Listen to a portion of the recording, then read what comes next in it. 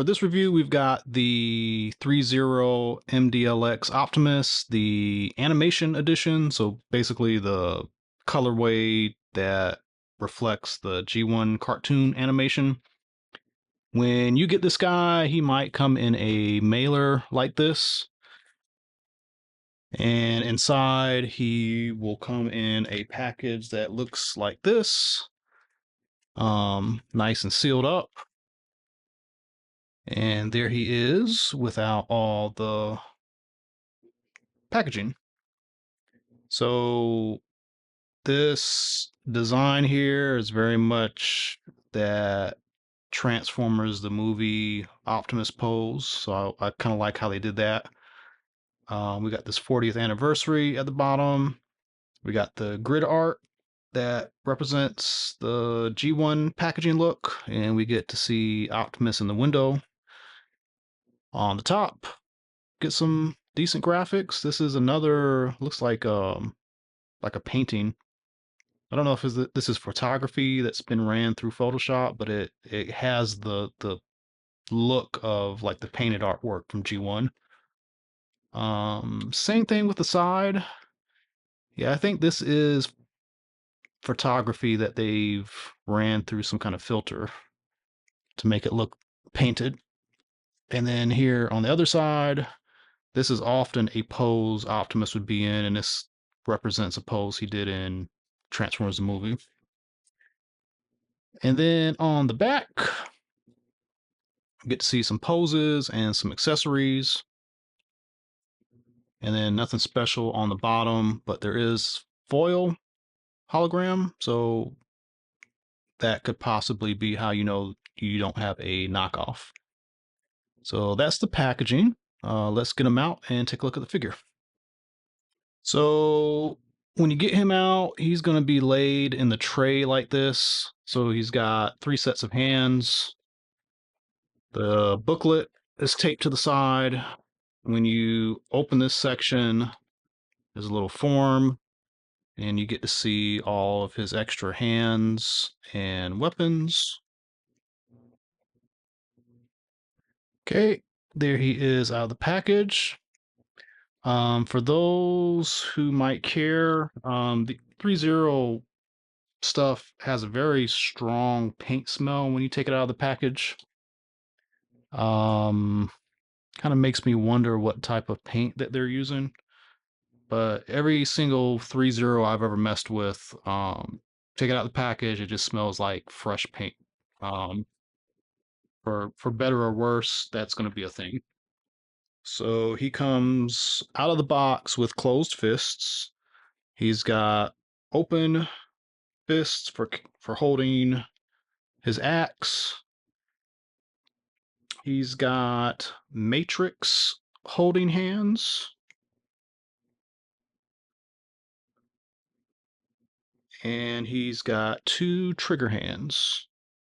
So you can choose which hand holds his weapon.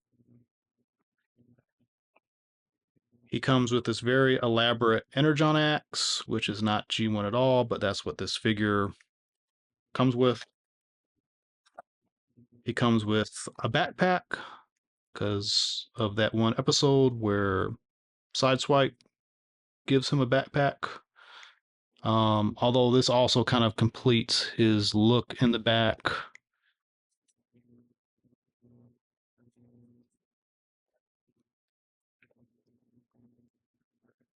So it's a little bit dual purpose.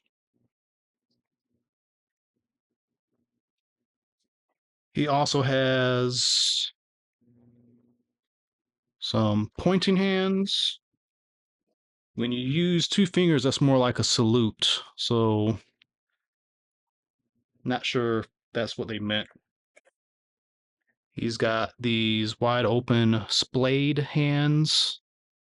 So he can do some dynamic stuff with those.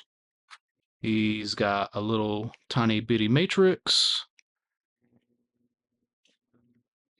And his chest doesn't open up. It's basically magnetic. When you try to open it for the first time, there may be some resistance because of the paint. But you just stick the matrix in there for storage. There's not really an up or down because it's this matrix looks the same on both sides. And just stick that back in there, and then his matrix is stored. And then he's got his blaster, gigantic large blaster. Okay, so that's the figure. I'm going to zoom in a little bit so you can see some of the detail on him. If you're not familiar with this mold, there's a lot going on. And the G1, colors, the solid colors, I do think it makes this mold look better because what they did with the initial release, I just think the eyes and the face just look too messy. And with these solid colors and then this kind of dark outline, this kind of dark outline around his eyes, it just makes him look better, in my opinion.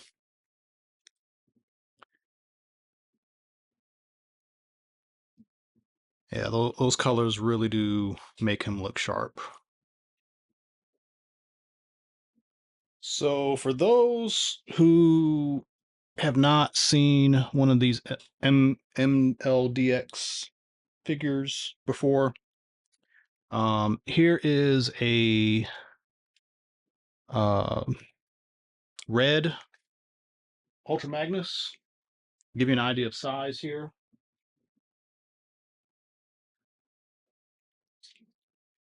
And here is a Machine Wars style, the recent Target exclusive Optimus.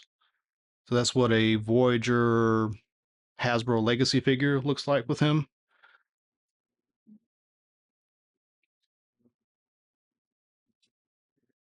These things boast a lot of extreme articulation.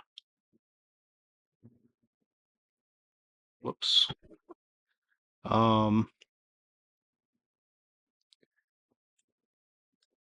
shouldn't be so much of a problem, but trying to do this on camera, I'm going to end up pulling all kinds of stuff apart. Plus, he's just out of the package, so he's tight, but you kind of get the idea. There's a lot of stuff going on. Um, with the ability to pose on this guy, just double, triple joints everywhere. Hip skirts move out the way. Just tons, tons, tons, tons, tons of extreme posing on this guy.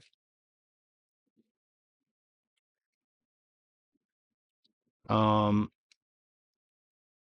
One thing that seems a little odd is these covers on the feet. Seems like these should point down more. I'm afraid to put pressure on them, but I might be doing something wrong with them. It does kind of stand out a little bit. Um, so just kind of be mindful about that.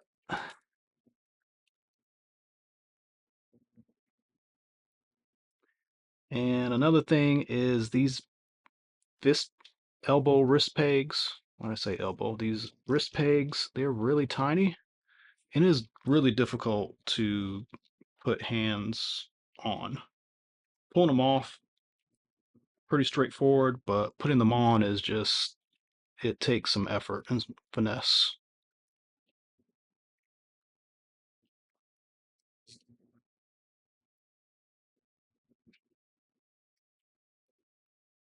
But he can hold his blaster very well. And even though these are animation colors, there is still some kind of panel lining, some kind of wash happening. So places where there's crevices, it seems like there is some kind of wash in there. So this is just an extremely nice figure in general, and I think the less dirtiness, more solidness of the paint makes it stand out and shows off the sculpt a lot more than the original release did. So that's the review. Let me know what you think. Do you have both? I say if you are on the fence about getting one or the other, you should get this one. And yeah, let me know what you think. That's it for the review.